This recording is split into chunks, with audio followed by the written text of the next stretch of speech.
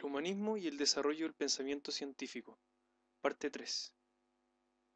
Contexto y antecedentes de la reforma religiosa. Ya al final de la Baja Edad Media, algunos pensadores europeos como John Wycliffe y Jan Hus marcaron sus diferencias con la Iglesia Católica.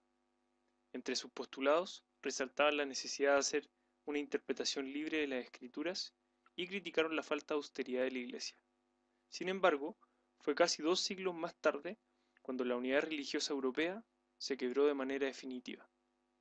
Para aquel entonces la Iglesia Católica realizaba con frecuencia prácticas como la simonía, el nepotismo y la venta de indulgencias, actos que se enmarcaban dentro de la vida de un lujo y poder por parte de clérigos y pontífices. En ese contexto, diversos clérigos y líderes políticos de numerosos sectores de Europa comenzaron a expresar públicamente su descontento y a alejarse paulatinamente de la Iglesia Católica. Así, las denuncias realizadas fueron adquiriendo fuerza no solo en su veracidad, sino también porque el contexto cultural, político y económico permitió que las nuevas corrientes religiosas ganaran adeptos con gran rapidez. De esta manera, a partir de 1517, se había desatado en Europa la denominada Reforma Protestante.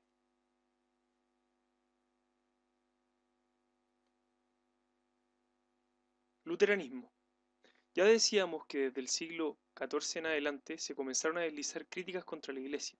Sin embargo, fue en 1517 cuando Martín Lutero, monje agustino de origen alemán, ya cansado de prácticas como la venta de indulgencia o venta de perdón, decide publicar sus 95 tesis en señal de protesta. Frente a esto, la Iglesia decide excomulgarlo, por lo que se inicia un proceso de radicalización de posturas en que Lutero profundiza sus críticas y comienza a ganar adeptos entre los diversos sectores del pueblo alemán, tanto el pueblo como la burguesía y la nobleza. Entre los principales postulados del luteranismo asoman: la fe es la única fuente de salvación, en contraposición, por ejemplo, a la compra de perdón.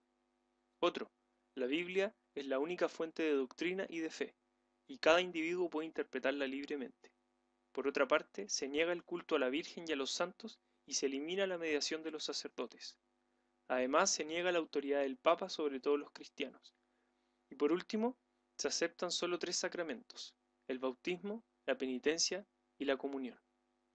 Con el tiempo, muchos nobles y burgueses comienzan a volverse luteranos. Esto tanto por motivos religiosos como políticos y económicos, pues múltiples propiedades y áreas de influencia dejarían de ser católicas e imperiales, y pasarían a formar parte de sus dominios. Evidentemente, aquello provocó numerosos conflictos entre católicos y protestantes. Calvinismo. En 1536 el francés Juan Calvino publicó su obra La institución de la religión cristiana. En esta, bajo la clara influencia del luteranismo, plantea los siguientes postulados.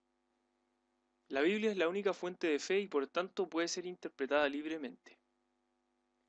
Se elimina la veneración de imágenes y dotó a los sacramentos de un carácter meramente simbólico. Además, estableció que la fe no es suficiente para alcanzar la salvación, pues Dios decide de antemano quiénes son los predestinados, es decir, quiénes se salvan y quiénes no. Así, los elegidos recibían de Dios la fuerza y la ayuda necesaria para mantenerse virtuosos. El calvinismo se expandió por Ginebra, los Países Bajos, Escocia, Inglaterra y Francia. Anglicanismo. Inglaterra inicialmente fue la aliada de la Iglesia Católica en contra de los luteranos y calvinistas que se esparcían por Europa.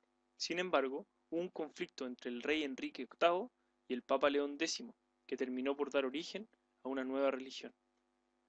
El rey pidió al Papa que le diera la nulidad matrimonial con su mujer Catalina de Aragón, incapaz de darle un heredero al trono hombre.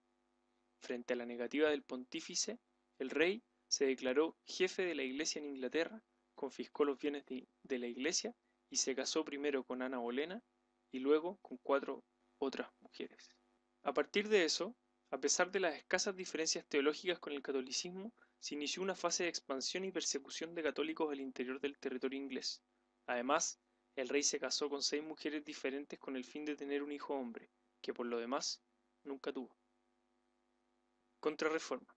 Desde 1513, en el Concilio de Letrán, la Iglesia había evidenciado la necesidad de modificar algunas de sus malas prácticas, muchas de las cuales habían sido denunciadas por los protestantes.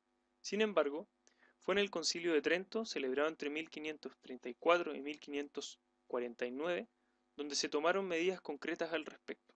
Su objetivo era definir un nuevo rol de la Iglesia y, de paso, reafirmar los principios de la fe y la doctrina católica. Para lograrlo, se reafirmaron los sacramentos, la importancia de la Biblia, la misa dominical, el culto a la Virgen y los santos, la existencia de la jerarquía y el celibato eclesial, y se puso énfasis en la formación y disciplina del clero, prohibiendo prácticas como la venta de indulgencia o el nepotismo. En ese contexto surgieron nuevas órdenes religiosas encargadas de velar por el cumplimiento de los principios alcanzados en Trento.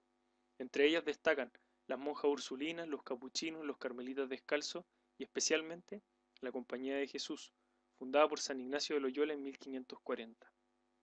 De esta manera, la Iglesia iniciaba una campaña por corregir las malas prácticas de siglos y recuperar y o reafirmar terreno frente a los protestantes. Consecuencias de la Reforma y la Contrarreforma. Con el proceso iniciado por Martín Lutero en 1517, no solo se da origen a nuevas religiones y múltiples y ricas discusiones teológicas, sino también a una serie de conflictos y transformaciones para la vida cotidiana de los habitantes de Europa. Primero, las diferencias religiosas dieron origen a numerosos conflictos bélicos y o políticos entre naciones o grupos. Esto se explica no solo por un tema de fanatismo religioso, sino porque muchas veces hubo intereses económicos o políticos que se canalizaron en los conflictos religiosos. El conflicto de mayor magnitud fue la Guerra de los 30 Años, entre 1618 y 1648, en que la nobleza protestante alemana enfrentó al emperador Fernando II, iniciando una guerra en que intervinieron muchas naciones, cada una intentando obtener beneficios propios. Segundo, los efectos de la crisis religiosa significaron una profunda secularización de la vida social y cultural de Europa. En ese sentido, la Reforma marca el inicio de la supremacía del Estado sobre la religión, una de las características del Estado moderno. Tercero, debido a la Reforma y la Contrarreforma, se promovió entre las personas una relación más cercana con la divinidad, dando origen a prácticas como el misticismo o, en el arte, el barroco, por nombrar algunos ejemplos.